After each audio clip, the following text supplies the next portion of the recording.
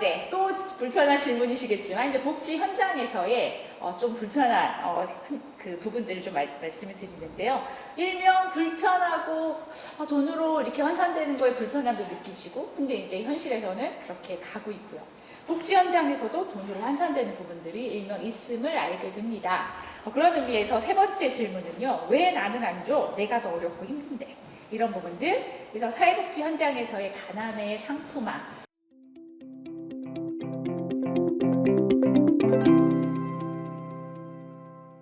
더 부족하고 더 가난하고 불쌍해야 뭔가의 자원을 획득할 수 있는 부분들, 그 안에서 또 이런 걸 입증하고 경쟁하고, 사회복지사들은 일명 여기에 또 공모하는 과정들이 있고, 여기에 또 후원자분들이 있으시면서 자원이 오면서 또 여러 가지 역학 구조들이 생기게 되는데요. 이 3번에 대한 질문들 어떻게 생각하시는지, 이 3번은 어떻게 갈까요?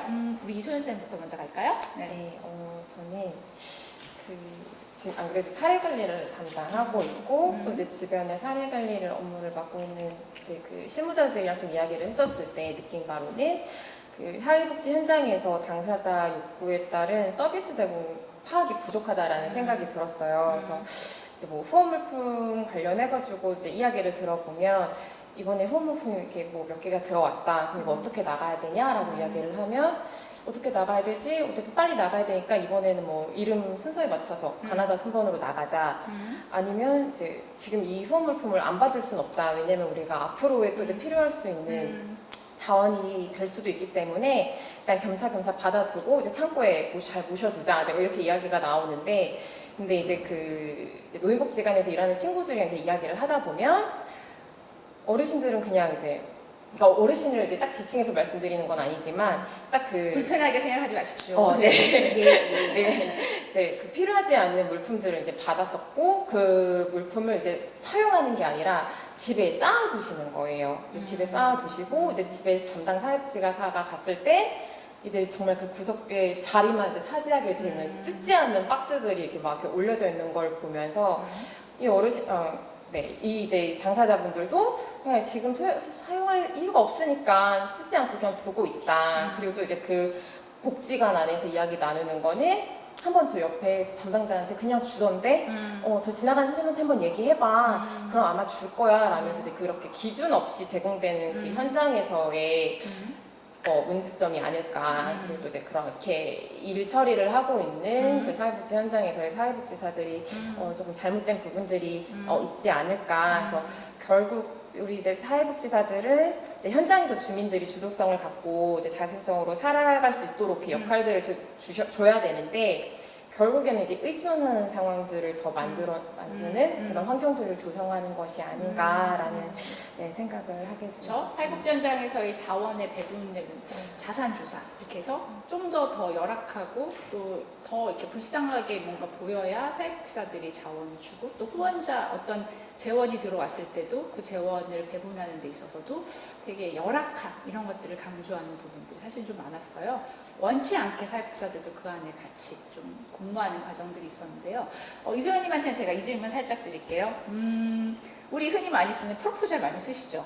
네, 제안서 많이 쓰시고, 그 다음에 이번이 첫 번째 직장이세요? 아니요. 네, 이력서도 많이 쓰시죠? 우리 제안서 쓸 때랑 이력서 쓸 때 어떻게 쓰세요? 제안서, 저는 근데 지금 현장에서는 이 제안서를 그러니까 저는 이제 사례관리 쪽으로 쓰다 보니까 이제 정말 그 당사자가 필요한 그 이유에 대해서 이제 사회복지사 제가 막 이제 그 필요성을 쓰는 게 아니고 당사자와 함께 이제 왜 이게 필요한지에 대해서 이제 정말 자생성을 가질 수 있도록, 주도성을 가질 수 있도록 같이 수정하고 제출하는 작업을 거치고 있거든요. 그런데 이제 제 이력서를 쓸 때에는 나를 알아봐 달라. 나 지금 이런 사람이다. 이런 사람이니 조금 더 잘 봐달라라면서 좀 이런 의미로 쓰는. 네. 저도 뭐 이력서를 쓴 적은 저도 들어갈 때 딱 한 번이었던 것 같은데, 많이 이력서들을 이렇게 보거나 면접을 볼 때 이제 프로포절도 써보기도 하고, 저도 요즘은 심사를 하는데 프로포절의 많은 부분, 요즘 좀 바뀌긴 했지만 대다수가 우리 지역 이렇게 어렵고 나 이렇게 힘들고 이런 문제가 많으니 우리 지역에 자원이 들어와서 이렇게 변화해야 된다. 사실 그렇게 좀 많이 쓰는 부분들이 좀 있었던 것 같아요. 특히나 제가 일했었던 때는 더 그랬던 것 같고요. 근데 이제 이력서는 저의 강점과 장점과 의지와 이런 것들을 포장해서 많이 썼던 것 같아요. 사실 같은 부분에 뭔가를 쓰는 부분들인데 관점이나 하는 또 욕구나 내지는 이런 목표, 의지, 방향성, 목표에 따라 이렇게 다르게 쓰는 부분들이 있었던 것 같아요. 아까 우리 오승우님도 얘기해 주셨듯이 사회를 변화시키는 부분에 있어서의 부정적인 질문, 부정성을 강조해서 스크리닝해서 골라내는 작업, 그게 얼마나 나아졌을까와 또 긍정적인 부분에서 우리가 저렇게 달성하기 위해서 무엇을 해야 할까라는 부분에서 어떻게 가야 할지에 대한 부분들, 이런 것들은 관점이나 하는 방식에서도 저는 뒤에 후자인 부분들도 훨씬 더 있을 것 같아요. 그렇게 많이 바뀌어야 되지 않을까? 그런 생각도 해보는 것 같아요. 그래서 이제 제가 제안서와 이력서 차이 살짝 말씀을 드렸는데, 이런 부분에서도 우리의 그 생각과 이런 것들이 좀 드러나는 것 같아요. 자, 우리 이소연님 잘 얘기해 주셨는데요. 우리 이번에 오승윤님한테 한번 똑같은 질문 해볼까요? 네. 좀 전에 그 제안서랑 이력서 말씀하셔가지고 그 제가 사회복지랑 비영단체 대상으로 마케팅 강의하는 것 중에 제목이 제가 봐도 너무 잘 지은 제목이 하나 있어요. 탐욕스런 제안서의 7가지 비밀이라고. 탐욕스러운. 네. 아주 그냥 탐욕스럽죠. 네. 네, 거기에도 좀 비슷한 얘기가 좀 있는데요. 말씀하신 것처럼 이제 사회복지 현장에 있는 우리 복지사나 복지관 입장에서 보면 지금 여기 질문처럼 나는 왜 안 줘? 뭐 이런 것이 좀 비판적 시각으로 보일 수 있는데 똑같이 우리가 제안서를 내가지고 후원을 받거나 이러려고 할 때 보면 그 제안서를 받는 입장에서는 또 똑같아요. 네, 방금 말씀하신 것처럼 우리 현장이 가난하고 우리 현장이 어려우니까 도와줘. 똑같은 얘기잖아요. 그렇죠? 네, 그래서 그 탐욕스러운 제안서 7가지 비밀에 몇 번째인지 까먹었는데 한 3, 4번째쯤에 보면 다른 시각을 제안해라 뭐 이런 얘기들이 있어요. 그러니까 이런 것 같아요. 일단 여기에 대한 답변을 먼저 드릴게요. 좀 전에 했던 얘기는 조금 더 뒤로 하고요. 이거 편집할 때 제 책 제목 하나만 깔아주시면 안 될까요? 네, 꼭 하도록 하겠습니다. 슬리퍼 신은 경제학이라고 거기 보면 제가 12월을 기해서 만든 명언이 하나 있어요. 가난은 선택이 아닌데 선택은 가난할 수 있다는 거예요. 네, 그런데 이제 여기서 지금 질문에 그 함정이 좀 있는 것 같아요. 그러니까 우리가 이제 사회복지라는 걸 돕는다라는 표현을 했을 때 가난한 사람을 도울 거냐, 가난한 선택이나 행동을 도울 거냐를 생각해 볼 필요가 있을 것 같아요. 가난한 사람을 돕는 순간 저 사람은 가난한가 안 가난한가를 구분해야겠죠. 근데 가난한 선택이나 행동을 돕는다라고 한다면 뭔가 노력은 하는데 적절한 선택을 못하는 사람을 돕는 일로 바뀌겠죠. 그래서 이거는 제가 볼 때는 가난한 사람을 돕는 기준이기 때문에 이런 부작용이 있을 것 같아요. 좀 바뀌어야 될 것 같다라는 답변을 먼저 드리고요. 네. 또 지원 수단도 마찬가지일 것 같아요. 가난한 사람이든 가난한 선택이든 그거에 대해서 예를 들어서 앞서 우리가 계속 얘기 나왔던 돈에 대한 걸로 돈으로 지원해버리면 그 돈이 탐나는 사람이 오겠죠. 근데 만약에 이제 가난한 선택이나 행동을 하는 사람을 조금 더 현명한 선택이나 아니면 그 선택을 구조적으로 좀 안 되는 것들이 있잖아요. 사회 구조적으로. 그런 것에 대한 보조로 하는 거라고 한다면 돈뿐만 아니라 다른 것도 있을 수 있겠지. 기회를 준다든지. 그러니까 첫 번째는 기준이 가난한 사람일 거냐, 가난한 선택이나 행동일 거냐. 그리고 거기에 대한 지원 수단도 꼭 돈일 거냐, 다른 보조적인 무엇일 거냐. 이런 것으로 좀 우리가 고민해봐야지 이 문제는 해결될 것 같다라는 생각이고요. 그 다음에 지금 이제 아까 우리 이화재 선생님이 잠깐 말씀해 주셨던 것처럼 우리가 정치를 얘기하는 건 아니에요. 그러니까 어떤 특정 정치를 얘기하는 건 아니고요. 우리가 정치의 리더를 이제까지 꽤 많이 뽑아왔단 말이죠. 근데 저 사람은 저래서 안 되고 저 사람은 저래서 안 돼. 그래가지고 뽑았지만 수없이 많은 실수를 하고 있잖아요. 그럼 우리의 질문이 받게 된다고 생각해요. 어떤 놈은 정치를 하면 안 돼라는 게 아니라 어떤 사람이 우리 정치 리더가 돼야 될까? 리더의 기준은 뭘까? 라는 질문을 이제 사회에서 해야 된다고 생각해요. 근데 여전히 어떤 사람은 나빠, 이런 사람들은 정치를 하면 안 돼라는 질문만 있고 답변만 있는 거죠. 이것도 똑같다고 생각해요. 가난한 사람을 가난을 상품화하는 것에 대해서 비판을 하거나 여기서 질문에 계속 이제 부정적인 질문인 거잖아요, 사실은. 이런 가난의 상품화 이루어지고 있는데 이거 어떻게 해? 이거는 이제 이 문제를 해결한다고 해서 좋은 세상이 열리진 않는다고 생각해요. 그런 게 아니라 구조적인 가난이나 이런 것들을 해결해서 우리는 뭘 어떤 제도를 만들어야 될까? 긍정의 방향으로 질문을 좀 할 필요가 있지 않나 라는 생각이 듭니다. 네, 아유, 네, 건설적인 또 조언도 감사드립니다.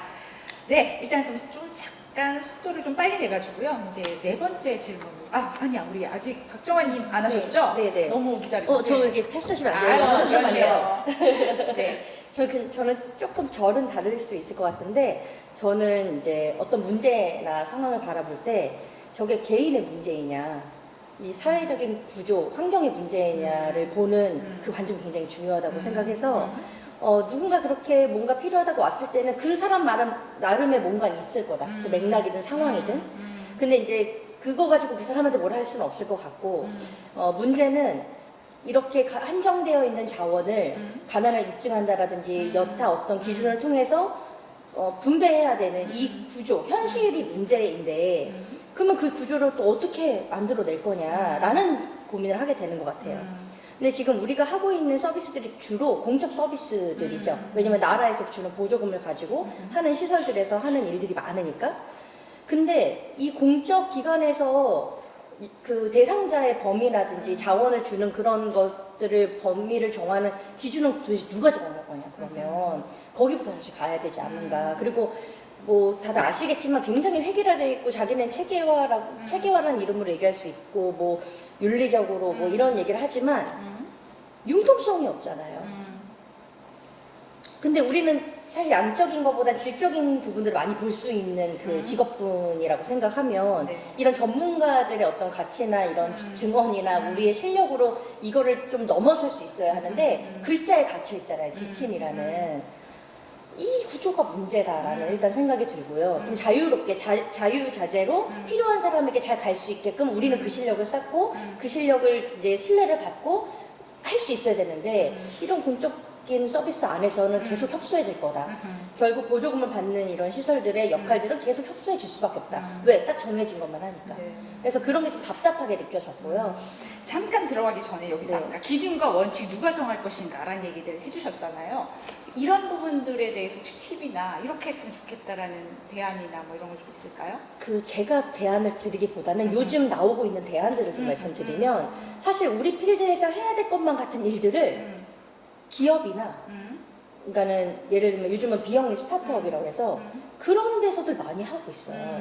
그러니까 우리는 이래저래해서 대상의 범위에 안 들어와 그런 사람을 돕는 뭔가 그러니까 법이라든지 체계는 없어라고 했을 때 되게 자유롭게 일할 수 있는 비영리 스타트업들이 생겨나서 정말 필요한 방식으로 질적으로 돕고 있거든요. 우리는 기준과 원칙과 이런 거에 매여 매여가지고 있는 거. 사각틈새가 있는 이 와중에 하면은 지도 오히려 점검 받아서 큰일 나잖아요. 네. 네, 근데 이제 그렇지 않은 뭔가 좀 그 허들이 좀 낮고 뭐 자유자재로 정말 할 수 있는 일을 하게끔 하는 그런 사회적 풍토가 마련이 돼야 되고 그게 우리 같은 시설에서도 자유롭게 할 수 있으면 좀 많이 달라지지 않을까 구조가 네. 그런 생각이 좀 들었어요.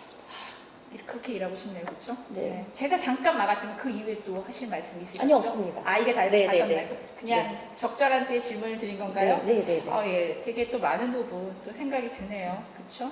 우리가 정말 필요한 부분에서 우리의 역할인데 우리는 오히려 형식에 묻혀서 그런 것들을 못 하고 있을 때 또 대안적인 그런 체계들이 와서 그런 역할들을 하는 게 우리도 좀 그렇게 경계를 넘나들면서 좀 잘하면 좋을 텐데, 그렇죠? 맞습니다. 네, 이런 생각들이 들었네요. 뺐으면 큰일 날 뻔했네요. 3번 답 잘해주셔서 감사하고요. 네, 4번 네 번째 질문으로 가도록 하겠습니다.